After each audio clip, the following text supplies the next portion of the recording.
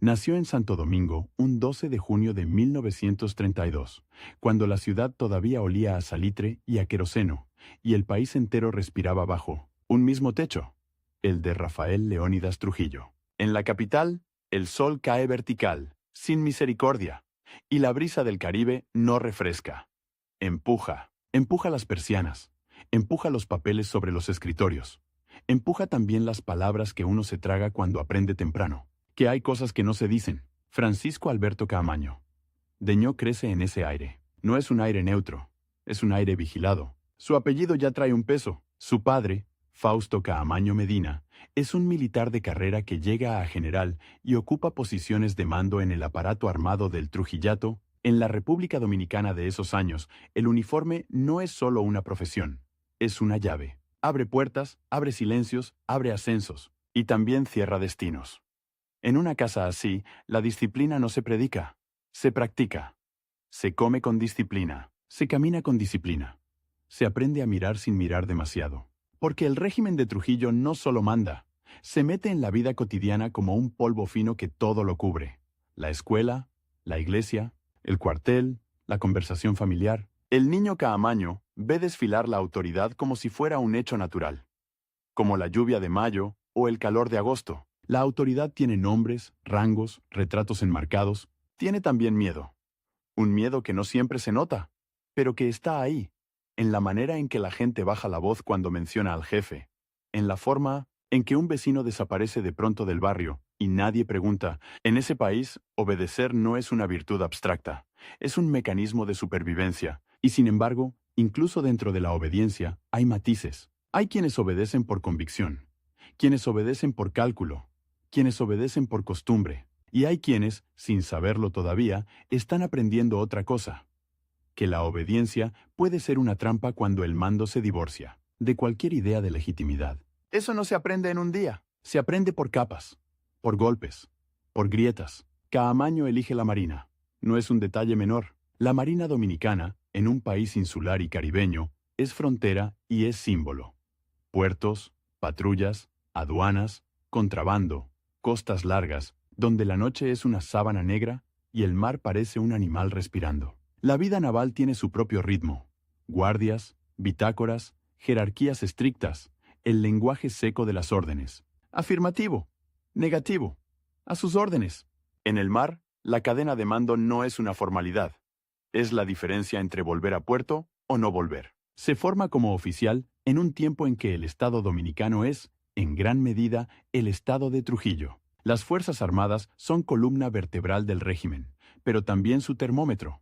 Allí se mide la lealtad, se premia la docilidad, se castiga la duda. Un joven oficial aprende rápido qué se espera de él. Aprende a cuadrarse, aprende a callar, aprende a ejecutar, pero también aprende a observar, y la observación, en un militar inteligente, puede ser peligrosa, porque observar es comparar, es notar contradicciones.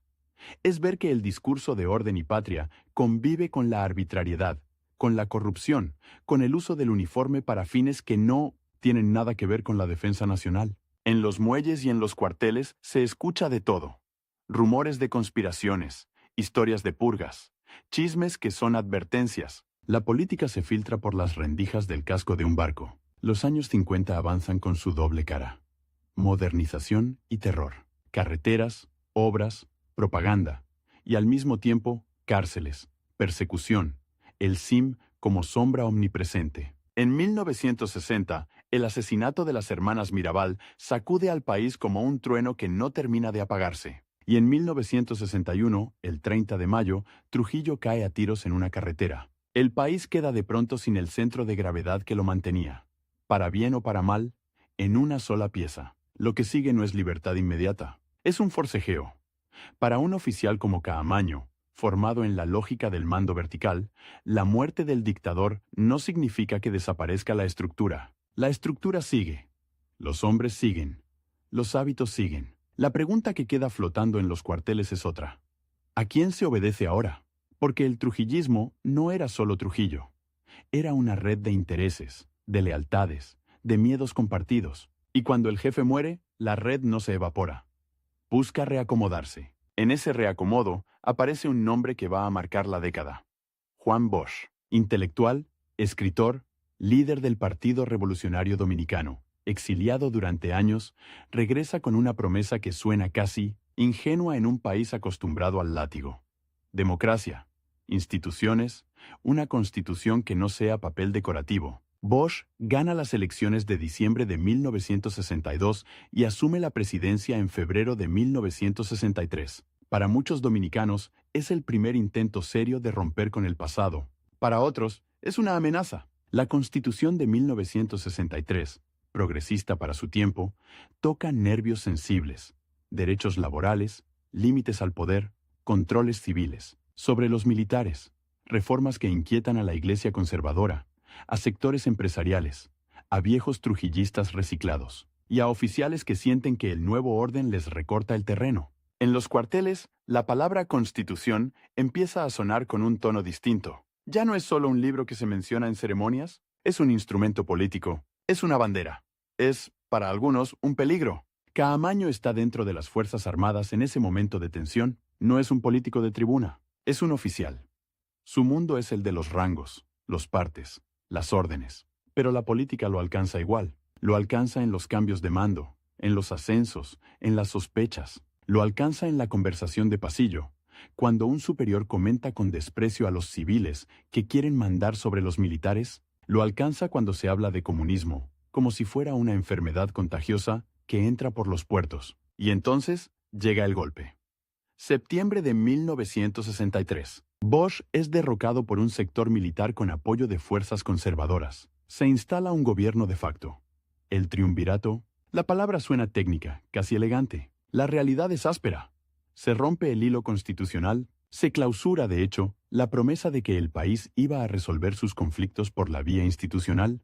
Para muchos dominicanos, ese golpe es una vuelta al pasado con otro nombre. En los cuarteles, el golpe reordena lealtades. Hay oficiales que celebran, hay otros que se incomodan, y hay quienes, sin hacer ruido, empiezan a guardar una idea como quien guarda un arma. Que lo que se hizo fue ilegal, que se traicionó un mandato popular, que la Constitución, esa palabra que en la vida militar suele ser un juramento formal, fue pisoteada. El triunvirato, encabezado primero por Emilio de los Santos y luego, con más peso, por Donald Reid Cabral, gobierna entre protestas, represión y una economía que no alcanza para calmar el descontento. Las calles de Santo Domingo se llenan de huelgas, de estudiantes, de sindicatos. La policía y el ejército responden con dureza. Se multiplican los presos políticos, se cierran espacios, el país se polariza. Y en ese clima, la Guerra Fría no es un concepto de libros. Es una presión concreta. Cuba está ahí, a pocas millas, como fantasma y como ejemplo, según quien mire. Estados Unidos observa el Caribe con el ojo fijo en 1959, en la Revolución Cubana, en el miedo a otra Cuba, cualquier movimiento social, cualquier protesta, cualquier demanda de reformas puede ser etiquetada como comunista. Esa etiqueta, en los años 60, es una sentencia. Para un oficial dominicano, la palabra comunismo funciona como alarma y también como excusa. Se usa para justificar golpes, para justificar purgas, para justificar intervenciones. Se usa para simplificar una realidad compleja. Un país que quiere elecciones, que quiere instituciones, que quiere que el poder no sea un botín. Caamaño sigue ascendiendo en su carrera. La Marina, con su disciplina y su cultura de cuerpo, le da un marco, pero el marco se agrieta. Porque el triunvirato no logra estabilizar el país y porque dentro de las propias Fuerzas Armadas crece una fractura.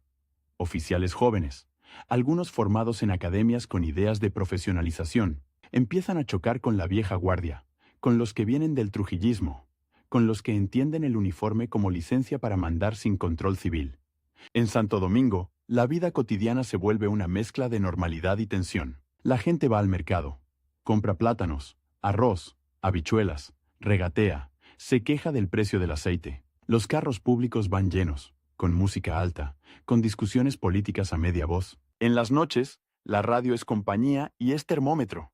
Se escuchan noticias, se escuchan rumores. La ciudad tiene un pulso nervioso, como si supiera que algo se está acumulando. En los cuarteles, ese algo se traduce en conspiraciones, no siempre ideológicas. A veces son conspiraciones de honor, de carrera, de resentimiento, oficiales desplazados, oficiales que sienten que el triunvirato no tiene legitimidad, oficiales que creen que el país se está yendo al abismo. Se habla de restaurar a Bosch, se habla de elecciones, se habla de volver a la Constitución. Y esa frase, volver a la Constitución, empieza a tener un brillo particular. No es solo legalismo, es una forma de decir volver a lo correcto, en un país donde lo correcto ha sido aplastado demasiadas veces. Caamaño, por su origen familiar, podría haber sido un hombre del orden establecido. Podría haber sido, sin más, un oficial que se acomoda, que protege su carrera, que evita riesgos. Y sin embargo, su trayectoria va a tomar otra dirección. No de golpe, no con un discurso, con decisiones, con alineamientos, con un tipo de lealtad que se desplaza. En la cultura militar, la lealtad suele tener un objeto claro: el superior, la institución, la bandera. Pero cuando el superior se equivoca, cuando la institución se usa para sostener un gobierno nacido de un golpe, cuando la bandera se convierte en coartada, la lealtad se vuelve un dilema. Y el dilema, en un oficial, no se resuelve con filosofía, se resuelve con actos. A mediados de los 60, Caamaño ya es un oficial con experiencia, con mando, con reputación de disciplina. No es un improvisado. Conoce el funcionamiento interno de las Fuerzas Armadas, conoce la psicología del cuartel, el orgullo, la rivalidad entre cuerpos, la importancia del respeto. Sabe que un ejército no se mueve solo por ideas, se mueve por jerarquías, por confianza, por la sensación de que alguien sabe lo que hace. Mientras tanto, el país se sigue fracturando. El triunvirato intenta sostenerse, pero su base es débil. La oposición civil crece. Los partidos se reorganizan. Los sindicatos presionan. Los estudiantes se radicalizan. Y dentro de los militares, la idea de un movimiento constitucionalista empieza a tomar forma. No es un partido, no es una guerrilla. Es, al principio, una corriente dentro de las Fuerzas Armadas que considera que el golpe de 1963 fue un error histórico y que la única salida es restaurar el orden constitucional. La palabra constitucionalista tiene algo de paradoja en un país donde los militares han sido, tantas veces, los que rompen la Constitución, pero precisamente por eso pesa, porque suena a rectificación, a limpieza, a volver a un juramento que se pronuncia con la mano en alto, y que, de pronto, alguien decide tomarse en serio. En esos meses previos a abril de 1965, Santo Domingo es una ciudad donde el calor se mezcla con la electricidad política, los cafés, las barberías, los patios, los colmados. Todo es foro. Se discute si Bosch debe volver, si el país necesita mano dura, si Estados Unidos permitirá un gobierno reformista, si los militares están divididos. Se discute con pasión y con miedo, porque discutir, en la República Dominicana reciente, siempre ha tenido consecuencias. Caamaño no es todavía el rostro público de nada. Es un nombre dentro de un engranaje, pero su posición y su carácter lo colocan cerca del centro de la tormenta. La Marina, además, tiene un papel particular. Controla accesos, puertos, movimientos. En un país donde la capital es el corazón político, controlar entradas y salidas es controlar posibilidades. Y hay otra capa, la memoria del Trujillato. Muchos oficiales que siguen activos fueron moldeados por esa época. Algunos participaron en sus mecanismos, otros simplemente sobrevivieron dentro de ellos. La transición post-Trujillo no fue una purga total. Fue un reciclaje. Eso significa que en 1965 las Fuerzas Armadas son un mosaico de lealtades viejas y nuevas, de ambiciones, de miedos, un mosaico inestable. En ese mosaico, Caamaño representa algo que va a ser crucial: profesionalismo con decisión. No el profesionalismo frío del burócrata armado, sino el del oficial que entiende que el uniforme tiene un sentido que no puede reducirse a proteger a un gobierno de facto. Esa idea, en un país con tradición de caudillos, es explosiva. La Constitución, mientras tanto, deja de ser un libro guardado en bibliotecas. Se convierte en objeto físico en manos de gente concreta. Abogados que la citan en panfletos, estudiantes que la mencionan en asambleas, militares que la invocan como justificación. Papeles mimeografiados circulan, proclamas, manifiestos. En una época sin redes sociales, el papel es arma. El papel viaja de mano en mano, doblado en 4. Escondido en bolsillos, leído en voz baja. ¿Y la radio? La radio es el otro campo de batalla. En los 60, la radio manda. Entra en las casas, en los colmados, en los carros. La radio puede encender una ciudad o calmarla. Puede mentir con autoridad. Puede decir, todo está bajo control. mientras afuera se oyen disparos. Los militares lo saben, los políticos lo saben, los conspiradores lo saben. Caamaño, como oficial, entiende el valor de las comunicaciones. Entiende que el control no es solo de armas, es de relatos. Y en un país donde la legitimidad está en disputa, el relato es casi tan importante como el fusil. El triunvirato, por su parte, se apoya en sectores que temen el retorno de Bosch y en una narrativa de orden frente al caos. Pero el orden que ofrece es un orden sin urnas, sin constitución efectiva. Y eso, con el tiempo, desgasta. Porque el dominicano común puede tolerar muchas cosas, pero no tolera indefinidamente la sensación de que le robaron la voz. En los barrios populares de Santo Domingo, la política se vive con el cuerpo. Se vive en la falta de empleo, en el precio del pan, en la represión cuando hay protesta. Se vive en la presencia de soldados en las calles. Se vive en el rumor de que algo va a pasar. Y cuando un país entero empieza a decir algo va a pasar, casi siempre pasa. Caamaño llega a 1965 con 32 años, joven pero no novato. En edad de mando, en edad de tomar decisiones que ya no se pueden atribuir a la impulsividad. Y su biografía, hasta ese punto, parece la de un oficial destinado a encajar. Hijo de general, carrera militar, disciplina, todo apunta a la obediencia. Pero la obediencia en la República Dominicana de esos años es una palabra con filo, porque ¿obedecer a quién? ¿Obedecer a qué? Obedecer a un gobierno surgido de un golpe, sostenido por represión, en un país que ya probó, aunque fuera por poco tiempo, la posibilidad de elegir y de tener una constitución viva. En los días previos al estallido, la tensión dentro de las Fuerzas Armadas se vuelve casi palpable. Hay movimientos de oficiales, hay reuniones discretas, hay miradas largas, hay órdenes que se cumplen con desgano, hay rumores de arrestos. En un cuartel, el rumor es como humo.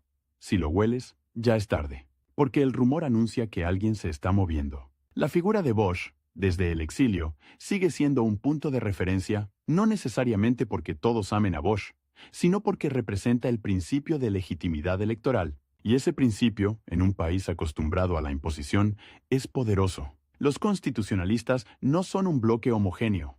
Hay liberales, hay nacionalistas, hay militares que simplemente quieren limpiar el honor institucional, pero los une una idea simple y peligrosa. El golpe de 1963 no puede quedar impune en la historia. Caamaño, en ese contexto, se va acercando a ese núcleo, no como agitador, sino como oficial que, llegado el momento, puede inclinar la balanza. Y esa es otra paradoja.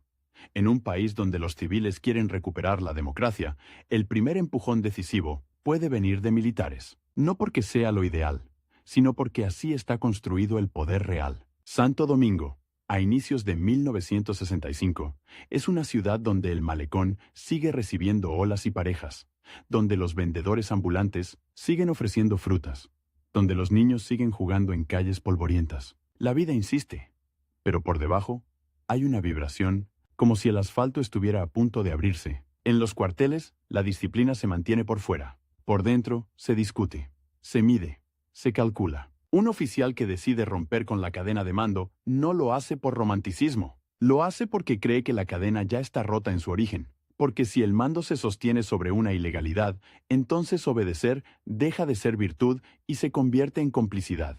Esa idea, en un militar, es dinamita. Caamaño no escribe tratados, no da clases. Su lenguaje es el de la acción, y su formación naval le da algo particular. La noción de que hay momentos en que el capitán debe decidir aunque el mar esté en contra. Porque el mar no espera. La historia tampoco. Así llega el país al borde de abril, con una constitución convertida en bandera de papel y de voz, con un gobierno de facto que se aferra al poder, con una sociedad civil cansada, con unas fuerzas armadas divididas, con Estados Unidos mirando el Caribe como tablero estratégico, con el fantasma de Cuba en cada conversación, con el recuerdo fresco de Trujillo como advertencia de lo que pasa cuando el poder se concentra demasiado tiempo, y en medio de todo eso, un oficial de marina, formado para obedecer, con apellido de general, con carrera hecha dentro de la institución, empieza a caminar hacia el punto exacto donde la obediencia se vuelve imposible.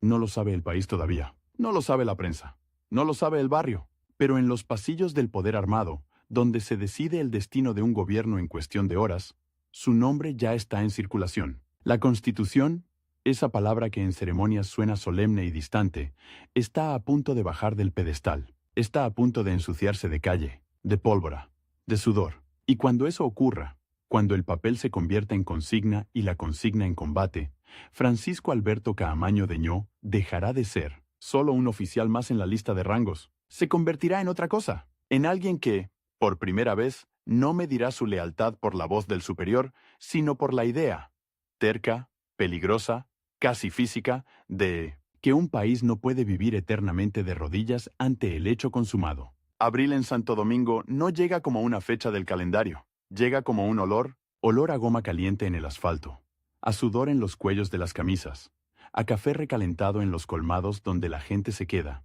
más tiempo del necesario, no por sed, sino por necesidad de escuchar. La ciudad está llena de radios, radios en las ventanas, radios en los talleres, radios en los carros públicos que pasan con las puertas abiertas. Y cada radio es un nervio expuesto. El 24 de abril de 1965, ese nervio se contrae. No es un estallido limpio, de manual. Es una ruptura con bordes irregulares, hecha de órdenes contradictorias, de oficiales que se miran midiendo lealtades, de soldados que no entienden del todo por qué hoy el fusil pesa distinto. En los cuarteles se habla de restaurar la Constitución, pero la palabra Constitución, en boca de militares, suena rara, como si un juramento olvidado hubiera vuelto de golpe a exigir cuentas. El movimiento arranca dentro de las Fuerzas Armadas, con oficiales constitucionalistas que se levantan contra el triunvirato. La idea es concreta: sacar a Donald Reid Cabral, romper el gobierno de facto, abrir el camino para el retorno del orden constitucional,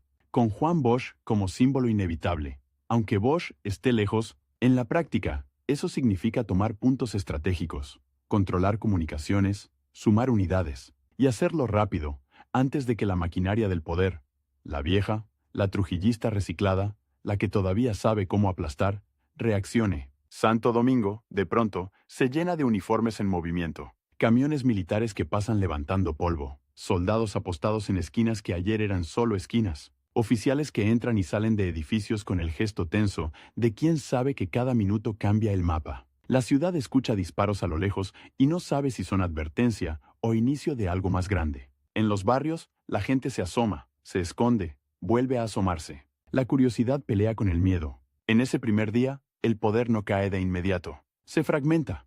Y cuando el poder se fragmenta, aparece el vacío. El vacío es peligroso. Lo llena el más rápido, el más decidido, el que entiende que en una capital el control no es solo de cuarteles, sino de puentes, de avenidas, de emisoras, de la narrativa que se impone por encima del ruido. Los constitucionalistas logran avances, se apoderan de armas, se suman civiles, se improvisan barricadas con lo que haya. Carros atravesados, bloques, pedazos de metal, sacos. La ciudad empieza a dividirse en zonas, como si una línea invisible la partiera. De un lado, los que dicen pelear por la Constitución. Del otro, los que dicen defender el orden, aunque ese orden venga de un golpe. Y entonces aparece el otro bando con nombre propio. Los leales o gobiernistas, encabezados por el general Elías Wessing y Wessing, con base fuerte en San Isidro. San Isidro no es solo una instalación militar, es una promesa de poder de fuego, es aviación, es capacidad de bombardear, es la posibilidad de convertir una disputa política en una carnicería desde el aire. En una ciudad caribeña, el cielo suele ser un techo indiferente. En abril del 65, el cielo se vuelve amenaza. Los días siguientes son una mezcla de revolución y guerra urbana. No hay frentes claros como en una guerra convencional. Hay calles que cambian de manos. Hay edificios que se convierten en fortalezas. Hay francotiradores. Hay patrullas que avanzan y retroceden. Hay civiles que, de pronto, aprenden a distinguir el sonido de un arma por el eco. El golpe seco de un fusil. La ráfaga más larga, de una ametralladora. El estruendo que anuncia algo más pesado. Y en medio de ese caos, la Constitución se vuelve objeto físico. No como metáfora bonita, sino como papel que se cita, se lee, se grita. Proclamas mimeografiadas, comunicados, juramentos. La palabra constitucionalista se pinta en paredes, se repite en radios, se convierte en contraseña. La legitimidad, en Santo Domingo, deja de ser un concepto jurídico y se vuelve una pelea por el derecho a nombrar lo que está pasando. Porque si tú logras que el país crea que esto es una rebelión comunista, entonces aplastar es fácil. Si logras que el país crea que esto es una restauración constitucional, Entonces, aplastar se vuelve crimen. Ahí entra Francisco Alberto Caamaño Deñó. Hasta ese momento, Caamaño es un oficial de marina con carrera, disciplina, apellido pesado. No es el típico caudillo de plaza pública, no es un tribuno. Su autoridad viene de otra parte, del respeto interno, de la capacidad de mando, de la frialdad operativa que se necesita cuando todo alrededor se desordena. En una guerra urbana, el que grita más no necesariamente manda, manda el que organiza, el que entiende dónde está el cuello de botella, el que sabe que una ciudad se sostiene por líneas de comunicación y por moral. Caamaño se alinea con el bando constitucionalista y en cuestión de días su figura crece, no por propaganda vacía sino por necesidad, porque el movimiento requiere un jefe militar capaz de coordinar unidades diversas, de negociar con civiles armados, de contener impulsos, de imponer disciplina sin apagar el fervor. Y eso, en una revolución, es casi imposible. La energía tiende a desbordarse, a convertirse en saqueo, en venganza, en caos. Si el caos se impone, la causa se pudre desde adentro. La zona constitucionalista se concentra en el centro de Santo Domingo, en la Ciudad Nueva y áreas cercanas. Allí, el paisaje cambia. Edificios con impactos, ventanas rotas, cables colgando, humo que se queda bajo el sol como una manta sucia. El malecón, que suele ser paseo, se vuelve línea de tensión. El puente Duarte, arteria vital, se convierte en símbolo. Quien controla el puente controla el paso. Controla la posibilidad de cercar o de resistir. La radio se vuelve arma principal. Los constitucionalistas usan emisoras para hablarle al país, para explicar, para convocar, para sostener la moral. En una ciudad sitiada, la voz es alimento. Una voz firme puede hacer que un barrio aguante una noche más. Una voz temblorosa puede desatar pánico. Caamaño entiende eso. Y también entiende lo otro, que el enemigo no es solo el bando de Wessing y Wessing. El enemigo es el tiempo. Cada día que pasa sin una salida política clara, aumenta la probabilidad de intervención externa, de masacre, de que la causa constitucionalista sea reducida a un episodio sangriento que luego se reescribe desde el poder. Estados Unidos mira la escena con el lente de la Guerra Fría. En Washington, el recuerdo de Cuba no es recuerdo, es obsesión. 1959 está pegado a la piel de la política exterior estadounidense como una quemadura. En el Caribe, cualquier levantamiento puede ser leído como otra Cuba. Y esa lectura, en 1965, tiene consecuencias inmediatas. El 28 de abril, apenas 4 días después del estallido, comienza la intervención militar de Estados Unidos. Operación Power Pack. La justificación pública se envuelve en palabras conocidas. Proteger vidas estadounidenses, evitar el caos, impedir una supuesta toma comunista. Pero en Santo Domingo, lo que se ve es más simple y más brutal. Desembarcan marines, llegan con cascos, con vehículos, con logística de potencia mundial, llegan como si la ciudad fuera un tablero que hay que estabilizar a cualquier costo. La presencia estadounidense cambia la física del conflicto. Hasta ese momento, la guerra civil dominicana es una pelea interna, feroz, pero interna. Con los marines en las calles, el equilibrio se rompe, no solo por el poder de fuego, sino por el mensaje. El desenlace ya no depende únicamente de dominicanos. En la zona constitucionalista, la intervención se siente como una pared que se levanta de golpe. Hay quienes la interpretan como ocupación, hay quienes, incluso dentro del país, la ven como salvación frente al miedo al comunismo. La sociedad dominicana, ya fracturada, se fractura más. Familia contra familia, barrio contra barrio, patria contra orden. Y en 1900 medio, la vida cotidiana intentando sobrevivir. Los marines establecen corredores, zonas de seguridad, se habla de evacuaciones, de protección, pero la guerra no se detiene por decreto. En las calles siguen los disparos, siguen los muertos, siguen los heridos que se cargan en brazos porque las ambulancias no llegan o no se atreven. Los hospitales se saturan, la sangre se vuelve parte del paisaje, como el polvo. Caamaño, en ese escenario, no puede ser solo comandante militar. Tiene que ser símbolo. Y el símbolo, en una guerra, es un blanco. Su liderazgo se consolida en mayo. Los constitucionalistas necesitan una figura que encarne la legitimidad que reclaman. No basta con decir Constitución. Hay que darle forma política. Y en ese proceso, Caamaño es proclamado presidente del gobierno constitucionalista en mayo de 1965. Un militar convertido en presidente en medio de una guerra civil. La paradoja dominicana en su máxima expresión. Pero esa proclamación no es un gesto teatral, es una jugada de supervivencia. Porque si el bando constitucionalista se presenta solo como una facción armada, será tratado como facción armada. Si se presenta como gobierno que reclama continuidad constitucional, obliga al mundo, y sobre todo a la OEA, a Estados Unidos, a los mediadores, a lidiar con él como actor político, no solo como rebeldes. La presidencia de Caamaño ocurre en un Santo Domingo que no se parece a una capital normal. Es una capital con cicatrices frescas, con edificios que huelen a humo, con noches donde el silencio no es paz, es espera, con días donde el sol ilumina barricadas y casquillos. La gente aprende a caminar pegada a las paredes, a cruzar calles corriendo, a distinguir cuándo un ruido es petardo y cuándo es bala. Y aún así, la vida insiste, hay madres que cocinan con lo poco que hay. Hay niños que juegan a la guerra porque la guerra está en la puerta. Hay hombres que se turnan para vigilar una esquina como si fuera un puesto fronterizo. La revolución, cuando se vuelve cotidiana, deja de ser consigna y se vuelve rutina de supervivencia. Dentro del bando constitucionalista, Caamaño enfrenta un problema que no se ve en los titulares: la heterogeneidad. No todos los que están del mismo lado piensan igual. Hay militares profesionales, hay policías, hay civiles armados, hay grupos con agendas propias, hay entusiasmo, pero también indisciplina. Hay heroísmo, pero también oportunismo. Mantener cohesión en esas condiciones es una batalla paralela. Y del otro lado, los leales no son un bloque puro tampoco. Hay rivalidades internas, cálculos, miedo a perder privilegios, temor real a que el país se deslice hacia una revolución social profunda. En ese miedo se alimenta la propaganda. Se exagera la presencia comunista. Se simplifica el conflicto.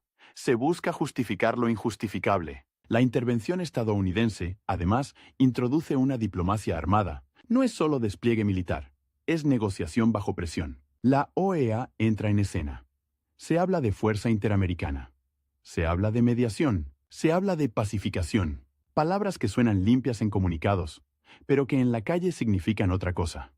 Puestos de control, restricciones, líneas que no se pueden cruzar. Caamaño tiene que negociar sin dejar de resistir. Y resistir sin provocar una aniquilación, porque el poder de fuego del otro lado, San Isidro, aviación, artillería y ahora marines, puede convertir la zona constitucionalista en escombros si se decide aplastar sin miramientos. La ventana de tiempo es corta. Cada día es una cuerda tensada. En esos días, la Constitución se vuelve casi un talismán. Se invoca en discursos, en comunicados, en juramentos. Se convierte en la razón por la que se aguanta hambre, por la que se duerme en el suelo, por la que se arriesga la vida en una esquina. Pero también se convierte en un espejo incómodo. ¿Hasta dónde se puede llegar en nombre de la Constitución sin destruir la ciudad que se dice defender? Porque la guerra urbana no es romántica, es sucia, es confusa. Es un disparo que rebota en una pared y mata a alguien que no estaba en la pelea. Es un incendio que se extiende, es un saqueo que se justifica como necesidad, es una ejecución sumaria que luego se niega. Y cada uno de esos hechos erosiona la pureza del relato. Caamaño, militar disciplinado, intenta imponer límites. La disciplina no es solo orden, es política. Un bando que se presenta como defensor de la legalidad no puede permitirse convertirse en banda. Esa tensión lo acompaña. Ser, al mismo tiempo, jefe de guerra y garante de una idea de legitimidad. Mientras tanto, en Washington, la narrativa se endurece. Se insiste en el peligro comunista. Se busca un desenlace que no permita el retorno pleno de Bosch, ni una victoria total de los constitucionalistas. Se busca una salida controlada, una salida que estabilice, sí, pero también que garantice un tipo de orden compatible con los intereses estadounidenses en el Caribe. En Santo Domingo, esa lógica se traduce en presión para un acuerdo, un gobierno provisional, elecciones futuras, desarme, integración de fuerzas. Palabras que suenan razonables, pero que para los que han puesto el cuerpo en las calles pueden sonar a traición, o, al menos, a renuncia. Caamaño se mueve en ese filo. Si rechaza toda negociación, arriesga la destrucción. Si acepta demasiado, arriesga perder la causa por la que se levantaron. Y en una guerra civil, perder la causa no es solo perder el poder. Es quedar marcado como rebelde derrotado, como amenaza, como enemigo interno a perseguir. Las negociaciones avanzan entre disparos intermitentes, se pactan ceses al fuego que se rompen, se anuncian acuerdos que en la calle no se sienten. La gente aprende a desconfiar de los comunicados, aprende que la paz en papel no detiene una bala. En ese clima, Caamaño se convierte en figura internacional. Su nombre circula más allá de la isla. Para algunos, es el militar que defendió la Constitución frente a un golpe. Para otros, es el rostro de una insurrección peligrosa. Para los marines, es un actor con el que hay que lidiar. No necesariamente por simpatía, sino por realidad. Controla una parte de la capital. Tiene apoyo, tiene legitimidad simbólica, y la legitimidad simbólica, en política, puede ser más resistente que un tanque. Pero el cerco se estrecha.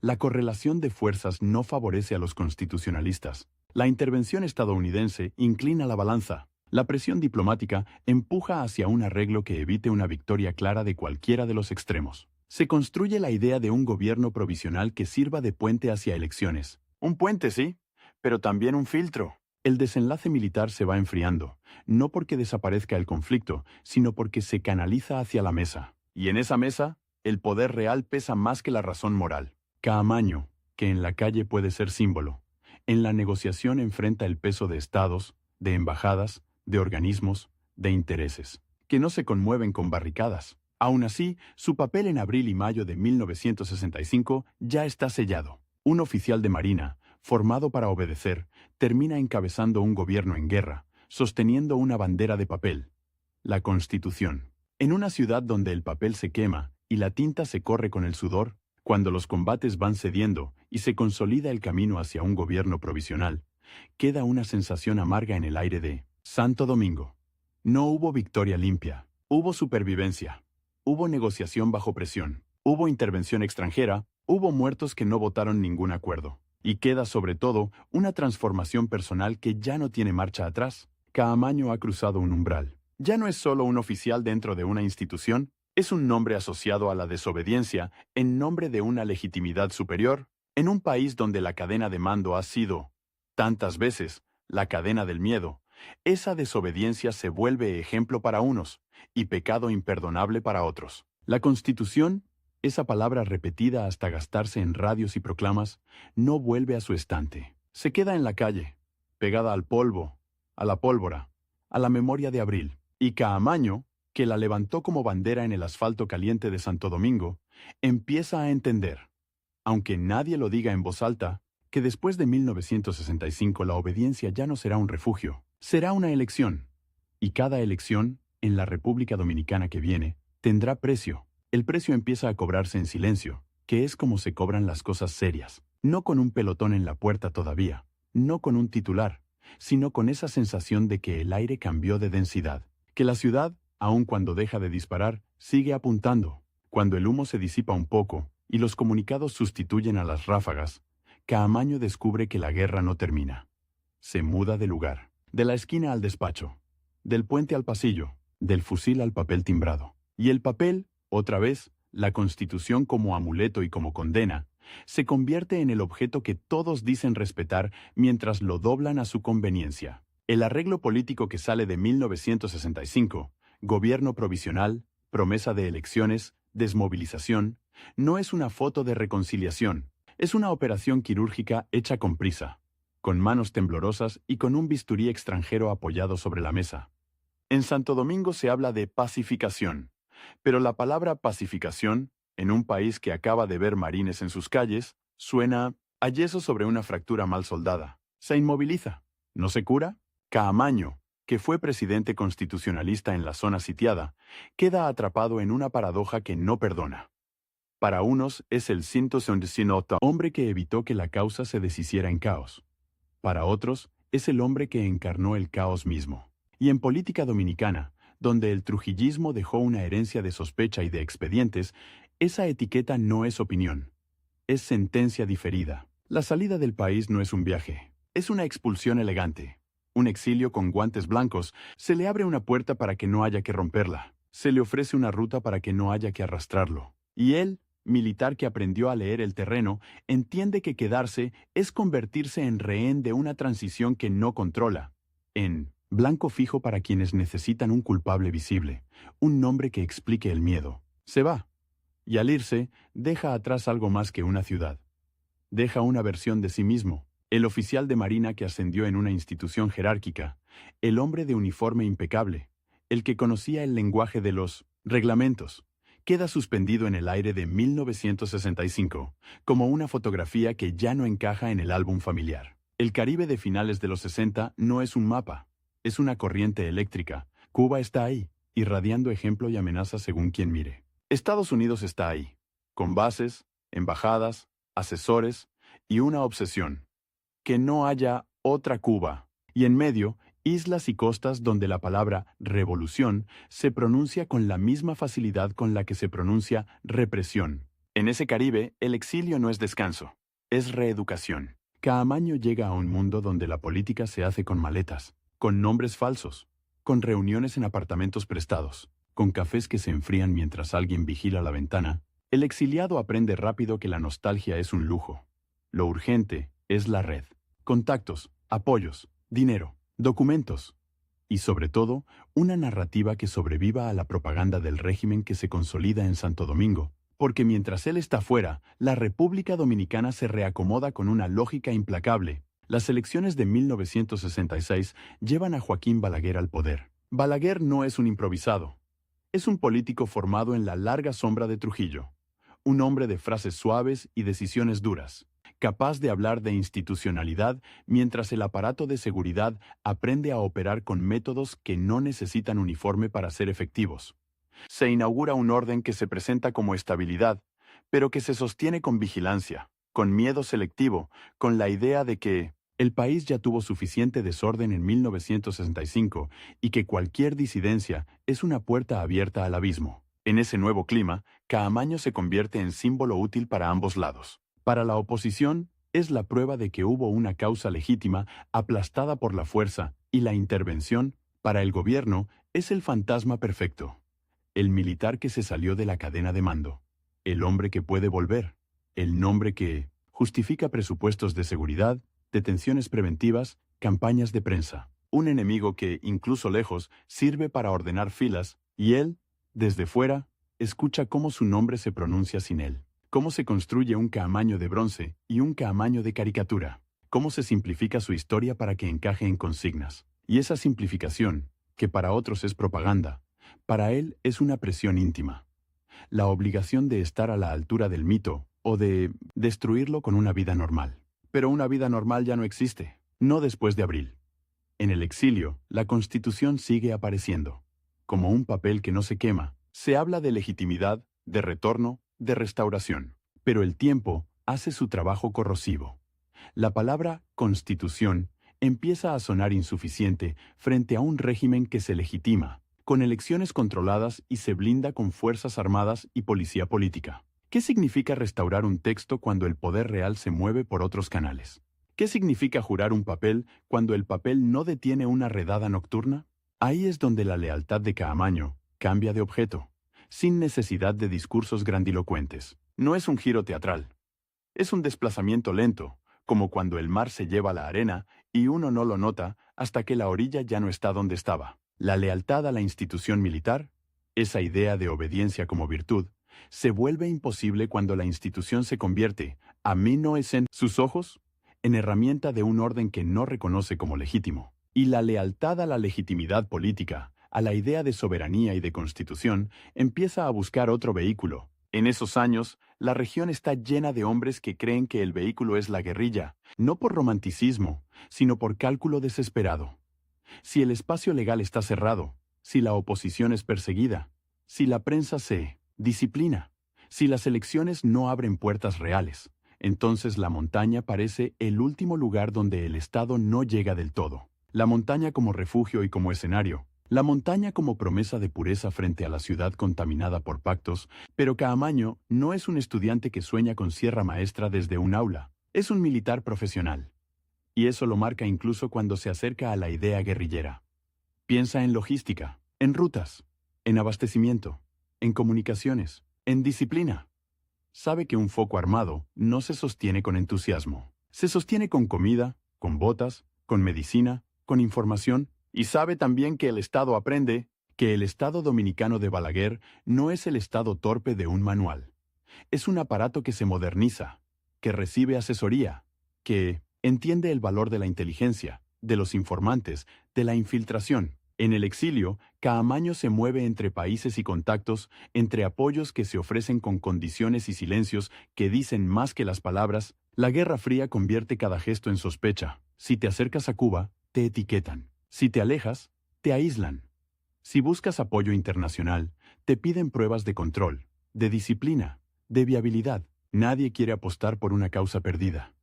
Todos quieren estar cerca de una causa que parezca inevitable. Y la República Dominicana, bajo Balaguer, parece estable desde fuera. Esa es la trampa. La estabilidad como máscara de la represión. Mientras tanto, dentro del país, la memoria de 1965 se disputa en la calle y en la escuela, en la conversación familiar y en el periódico. Hay quienes recuerdan abril como dignidad, hay quienes lo recuerdan como trauma, hay quienes lo recuerdan como advertencia. No vuelvan a intentar eso.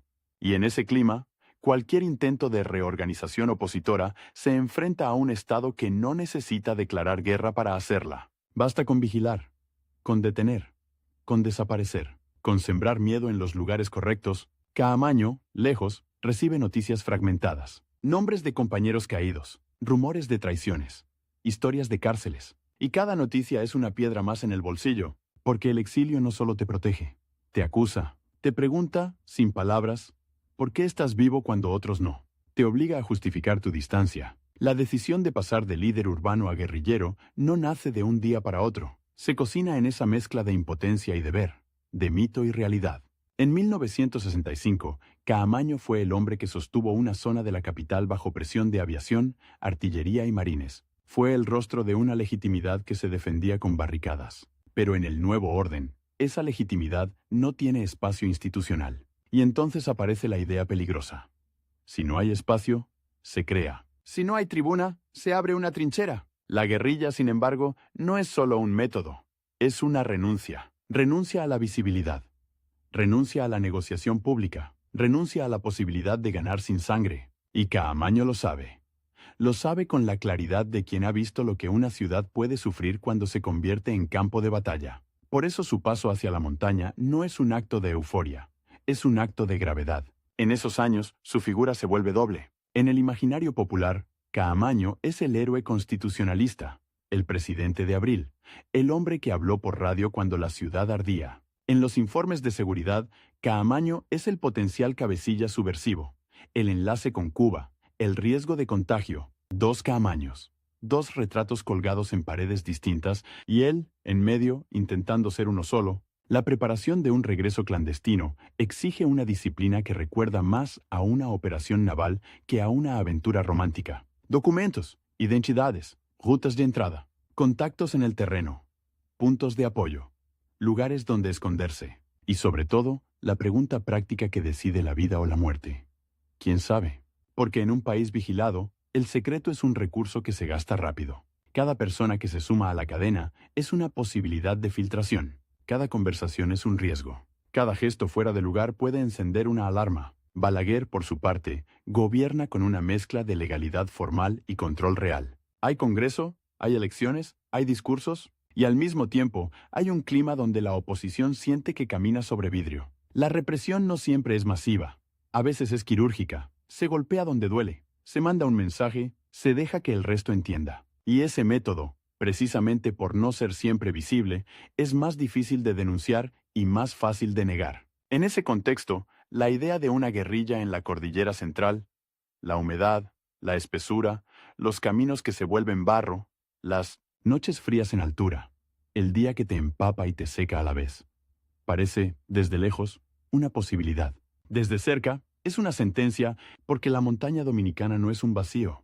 Tiene campesinos, tiene rutas, tiene ojos. Y el Estado, si decide, puede convertir la montaña en una red de cercos. Pero la lógica del foco guerrillero se alimenta de otra cosa, de la esperanza de que un pequeño grupo, con un nombre fuerte y una causa clara, pueda encender algo más grande. Que la presencia de Caamaño, precisamente Caamaño, sea el imán. Que su regreso rompa el hechizo de la estabilidad. Que el mito se vuelva carne, y al volverse carne, arrastre voluntades. Ahí está el núcleo de su tragedia. El mito es poderoso, pero la realidad es más pesada. En 1965, la ciudad le dio escenario, le dio micrófono, le dio masas, le dio una guerra visible. En los 70, el escenario es otro. Un país donde el control se ejerce con inteligencia, donde la oposición está fragmentada, donde la gente tiene miedo de pagar el precio de una nueva confrontación abierta. Y aún así, él decide que no puede quedarse como estatua en el exilio. La Constitución, que en abril era papel agitado en la calle, en el exilio se convierte en una idea que se endurece. Ya no es solo el texto de 1963 o el retorno de Bosch como símbolo. Es algo más abstracto y más radical. La noción de que la soberanía no se negocia bajo ocupación, de que la legitimidad no puede depender de la fuerza, de que obedecer a un orden injusto es participar en él. Y cuando esa idea se vuelve absoluta, el camino hacia la montaña se vuelve casi lógico, aunque sea suicida. En los círculos del exilio, se discute, se planea, se duda. Hay quienes creen que la lucha debe ser política, internacional, de denuncia. Hay quienes creen que sin armas no hay escucha. Hay quienes temen que una guerrilla sea el pretexto perfecto para una represión aún mayor, y Caamaño, con su pasado de comandante, entiende que toda acción tiene efecto secundario, pero también entiende que la inacción tiene el suyo. El olvido, la normalización, la aceptación de que 1965 fue un accidente y no una herida abierta. Su vida cotidiana en esos años no tiene la épica que luego se le atribuye. Tiene espera. Tiene reuniones largas donde se habla en voz baja. Tiene la tensión de no saber quién es quién. Tiene el cansancio de cargar con un nombre que abre puertas y al mismo tiempo las cierra. Porque un nombre famoso es difícil de esconder. Y la clandestinidad exige invisibilidad.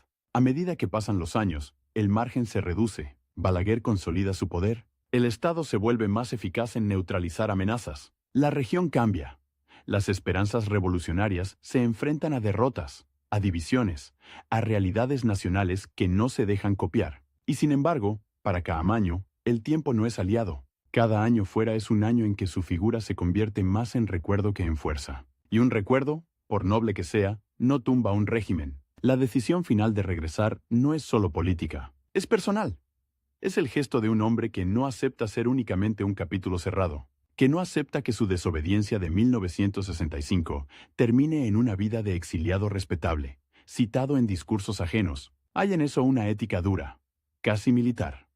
Si se asumió una responsabilidad, se lleva hasta el final, aunque el final sea oscuro, y así, el Caamaño que salió de Santo Domingo después de la Guerra Civil ya no es el mismo que piensa en volver. El primero todavía podía imaginar una salida institucional, una negociación que devolviera el país a un cauce constitucional sin romperlo del todo. El segundo mira un país donde el cauce está ocupado, donde la legalidad es fachada, donde la Constitución se invoca para legitimar lo que la contradice, y entonces la Constitución deja de ser papel, se vuelve brújula.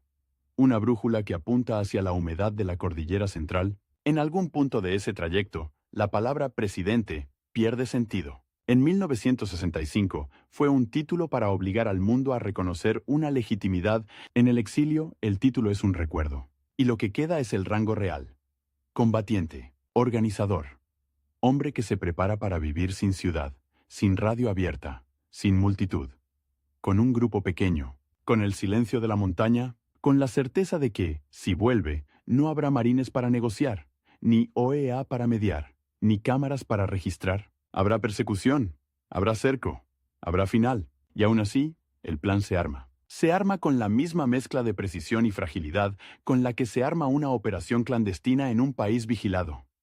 Cada detalle importa y al mismo tiempo, cualquier detalle puede fallar. Se piensa en puntos de entrada, en contactos que puedan guiar, en cómo mover armas sin que parezcan armas, en cómo mover hombres sin que parezcan hombres. Se piensa en la primera noche en tierra dominicana. ¿Dónde dormir? ¿Cómo no dejar huellas?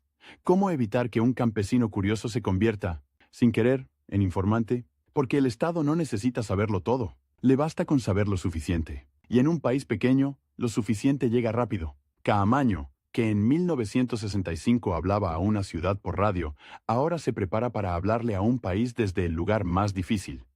El lugar donde la voz no se amplifica, donde el mensaje viaja lento, donde la noticia llega deformada o no llega. La guerrilla, en ese sentido, es también una apuesta comunicacional. Que el simple hecho de estar ahí, de existir, sea noticia, que la presencia sea proclama. Pero la presencia en un régimen que controla la narrativa puede ser convertida en otra cosa. En invasión, en bandolerismo, en terrorismo, en agentes extranjeros, y Caamaño lo sabe. Sabe que su nombre puede ser usado para justificar lo que venga, y aún así, vuelve a la idea que lo persigue desde abril. Hay momentos en que obedecer es complicidad. Y hay momentos en que la desobediencia, aunque no gane, deja una marca. La marca es lo único que el poder no puede confiscar del todo. Cuando finalmente se acerca el momento del retorno, el Caribe vuelve a sentirse como en 1965. Cargado, eléctrico, lleno de ojos. Pero ahora no hay barricadas en el malecón. No hay Puente Duarte como símbolo. No hay radios en cada ventana. Hay otra geografía, otra humedad, otro tipo de miedo. Y Caamaño camina hacia esa geografía como quien camina hacia una versión más dura de su propio juramento. La Constitución, aquella palabra que se gritaba en la ciudad, se guarda ahora como se guarda un papel importante en una bolsa para que no se moje. Y sin embargo se moja.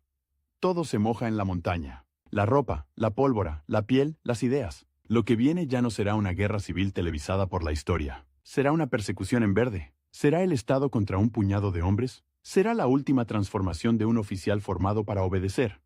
El hombre que decide que su cadena de mando ya no está en un cuartel, sino en una idea que no cabe en ningún cuartel. Y esa idea, por más frágil que parezca frente a un ejército, tiene una cualidad peligrosa. No se rinde con facilidad. Febrero de 1973 no llega con trompetas. Llega con sal en la piel y con una oscuridad práctica, de esas que no son poéticas sino útiles. La noche como herramienta. El mar, que en el Caribe suele venderse como postal, aquí es otra cosa. Una superficie que delata. Un espejo negro, donde cualquier chispa se ve a kilómetros. Un rumor constante que tapa pasos pero también tapa señales. Y en esa frontera líquida, donde el país empieza antes de tocar tierra, Caamaño vuelve sin ceremonia, sin banda, sin uniforme planchado. Vuelve como se vuelve cuando ya no hay regreso posible. La entrada se conoce como Caracoles, un nombre que suena a concha, a playa tranquila, a infancia. Pero en la lógica de la clandestinidad, los nombres son trampas. Lo que parece blando suele ser duro. Caracoles es costa y es monte. Es un punto de contacto entre el agua y la cordillera central. Esa columna vertebral húmeda que parte la isla y que, vista desde lejos, parece promesa de refugio. Desde cerca, es una máquina de desgaste. Lodo que se pega a las botas, hojas que cortan, insectos que no negocian, noches que enfrían. Los huesos, aunque el día haya sido un horno, no es un desembarco de película. Es una operación pequeña, tensa, hecha de silencios y de cargas mal repartidas. Armas que pesan más de lo que uno recuerda en la teoría. Mochilas que se clavan en los hombros. Latas que suenan si no las envuelves bien. El detalle mínimo que puede matar. Una tos, un fósforo, una huella fresca en un sendero que alguien conoce mejor que tú. La guerrilla empieza así. No con un manifiesto, sino con la pelea contra el propio cuerpo. Caamaño, que en Santo Domingo había sido voz y figura, aquí es sobre todo un hombre que camina, un hombre que calcula, que mira el terreno como lo miran los profesionales. No buscando belleza, sino buscando líneas de movimiento, puntos de observación, lugares donde el enemigo puede cerrar un cerco. La disciplina militar no se le cae del cuerpo por cambiar de escenario. Al contrario, en la montaña, la disciplina es lo único que separa la vida del accidente. Pero la montaña dominicana no es un vacío esperando ser ocupado por una idea. Tiene gente, tiene memoria, tiene miedo. Campesinos que han aprendido a leer el viento político como se lee el clima. Por señales pequeñas, por rumores, por el tipo de visita que llega al colmado, por el tono de voz del guardia que pregunta. Y el régimen de Balaguer, que desde la capital se presenta como orden y progreso, en el campo se siente como una presencia que no siempre se ve pero siempre se intuye. Un Estado que no necesita estar en cada esquina si logra estar en cada conversación. La expedición entra con la esperanza de encender un foco. Esa palabra, foco, tiene algo de lámpara en cuarto oscuro. Basta una luz para que el ojo se acostumbre y empiece a ver. Pero también tiene algo de blanco. Un punto que atrae disparos. La teoría, importada y adaptada, dice que un grupo pequeño puede convertirse en detonante si logra sobrevivir, si logra comunicarse, si logra mostrar que el poder no es invulnerable. La práctica, en 1973, es otra. El Estado dominicano ya no es el de la improvisación. Es un aparato que aprendió de 1965, que aprendió de la región, que aprendió de sus propios miedos, y que tiene algo decisivo. Control del tiempo. Puede esperar. Puede cercar.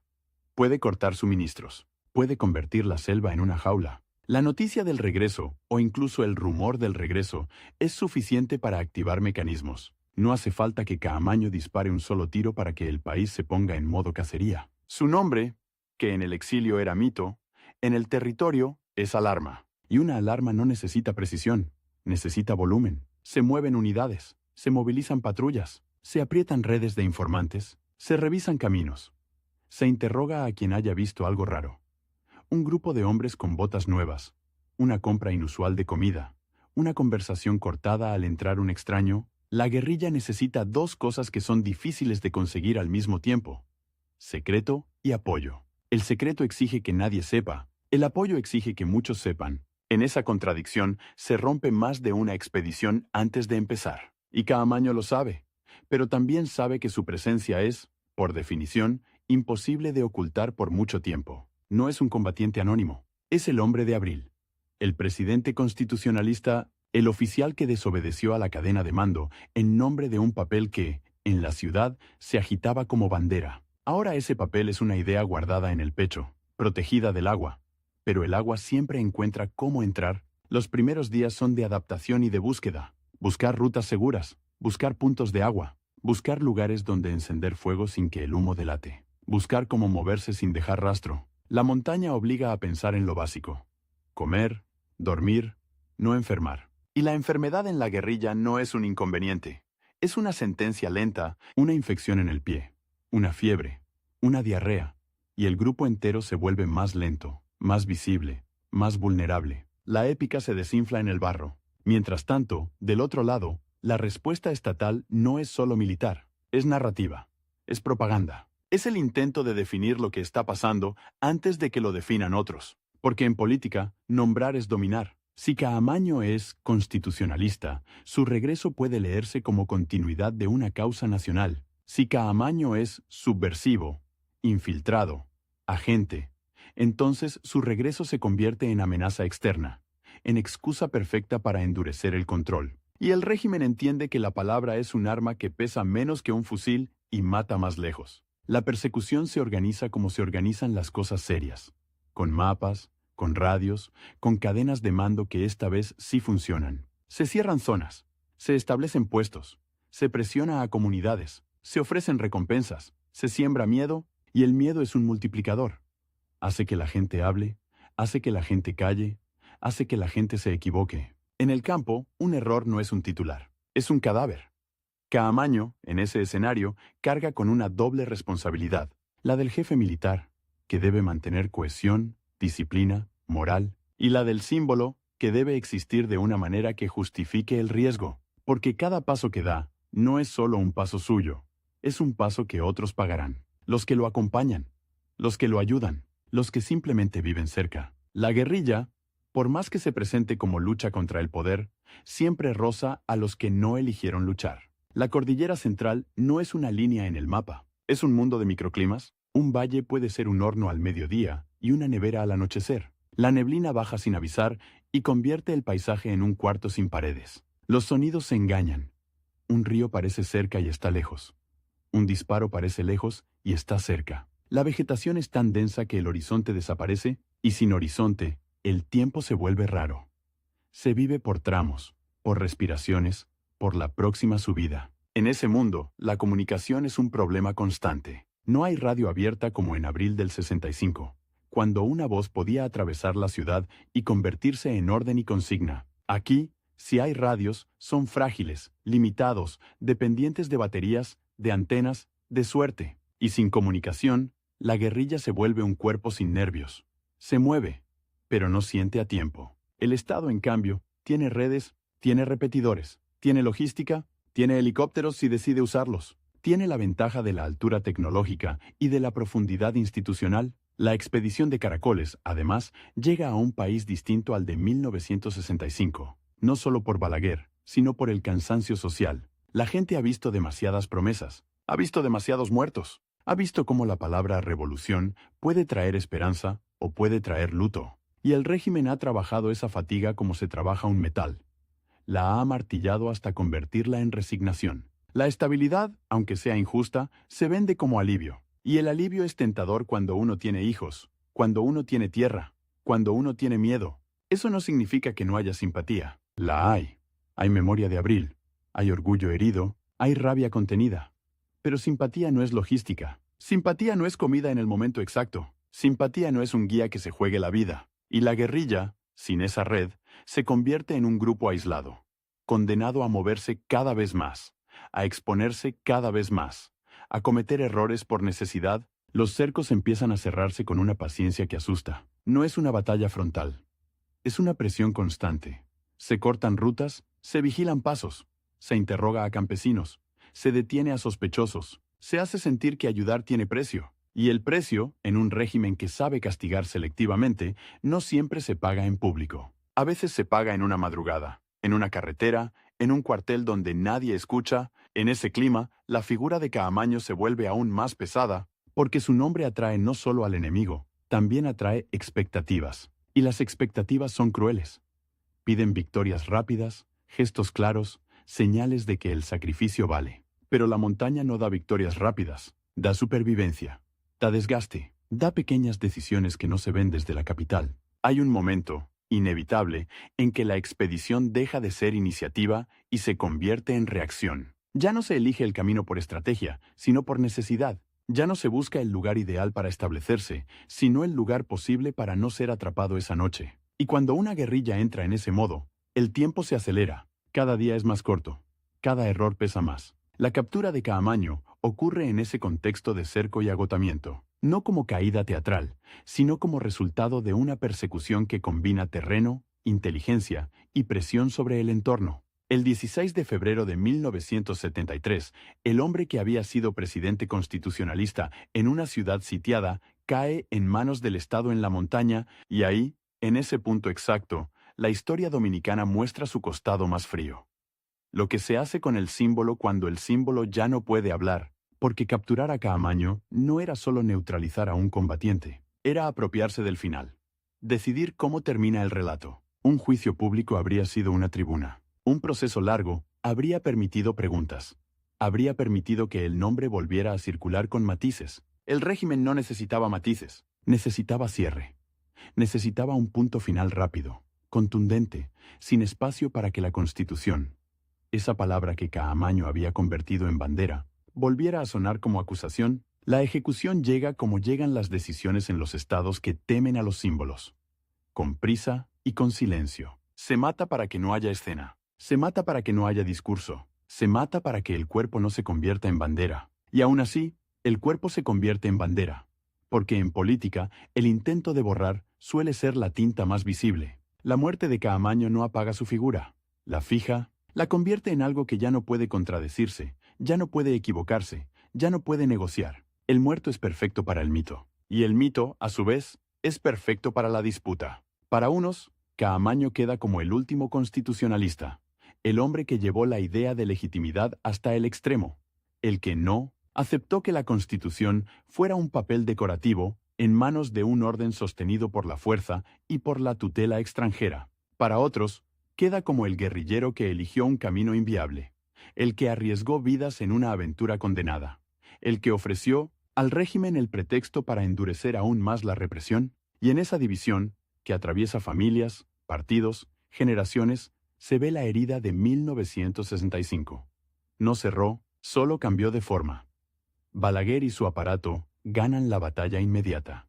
Eliminan al hombre, desarticulan el foco, envían el mensaje, pero el mensaje tiene doble filo, porque si el Estado necesita ejecutar a un símbolo para sentirse seguro, entonces el símbolo ya ha hecho daño. Ha demostrado que la obediencia no es automática, que un oficial formado para cumplir órdenes puede decidir que hay órdenes que no se cumplen, que la cadena de mando puede romperse cuando la legitimidad se percibe como traición. Y la Constitución, esa palabra que en abril se gritaba entre escombros y que en la montaña se guardaba como brújula mojada, vuelve a aparecer en la memoria colectiva como objeto físico.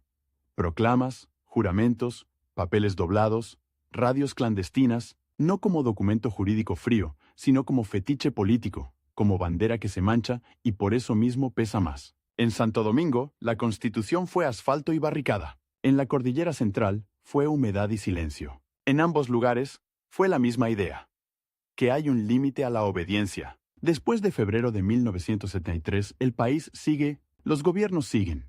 Las calles se llenan y se vacían. La vida cotidiana, que siempre es más fuerte que la historia, se impone, pero hay nombres que no se van. Caamaño es uno de esos nombres, porque su biografía no encaja en una sola etiqueta. Militar y rebelde, presidente y guerrillero, disciplina y ruptura. Y esa incomodidad es precisamente lo que lo mantiene vivo en la discusión. En la memoria dominicana, su final en Caracoles no es solo un episodio armado, es una escena moral. Un hombre que pudo quedarse en el exilio como figura respetable, como recuerdo administrable, decide volver a un país donde el margen para la oposición armada se ha vuelto casi inexistente. Decide cambiar el micrófono por el monte. Decide que la Constitución no se defiende solo con discursos, sino, cuando todo se cierra, con el cuerpo. Y el Estado responde como responden los Estados cuando sienten que una idea puede ser más peligrosa que un fusil, cortando la voz. Pero la voz a veces no está en la garganta, está en lo que queda después. En la pregunta que se repite en voz baja cada vez que alguien pronuncia su nombre y no sabe si está hablando de un héroe o de un error, en esa incomodidad que no se resuelve con monumentos ni con expedientes, en la certeza de que, en 1965, la Constitución fue bandera en una ciudad ocupada, y en 1973 fue brújula en una montaña cercada, y que entre una cosa y la otra hay un hilo duro, tenso, casi imposible. La lealtad que deja de ser obediencia y se convierte en condena, elegida.